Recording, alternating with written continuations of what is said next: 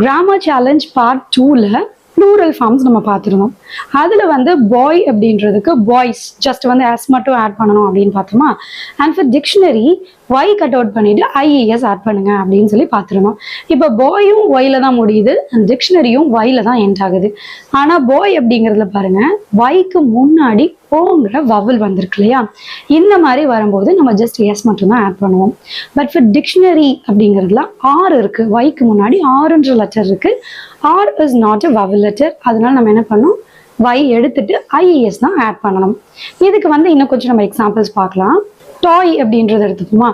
டாய் அப்படிங்கிறதுலையும் ஓ தான் இருக்கு வவல், அதனால டாய்ஸ் ஜஸ்ட் வந்து எஸ் மட்டும் தான் ஆட் பண்ணணும். இப்போ பேபி அப்படிங்கிறத பாருங்க BABY, B is a consonant. அப்போ நம்ம அந்த இடத்துல வந்து ஒய் எடுத்துட்டு பேபிஸ் ஐஎஸ் ஆட் பண்ணணும். இதே மாதிரி நீங்களும் வந்து இங்கிலீஷ் ரொம்ப ஈஸியாக கற்றுக்கணும் அப்படின்னு நினச்சிங்கன்னா என்னோட கோர்ஸில் நீங்கள் ஜாயின் பண்ணிக்கலாம். அதுக்கு ஸ்க்ரீனில் தெரியுற நம்பருக்கு காண்டாக்ட் பண்ணுங்கள். See you next time.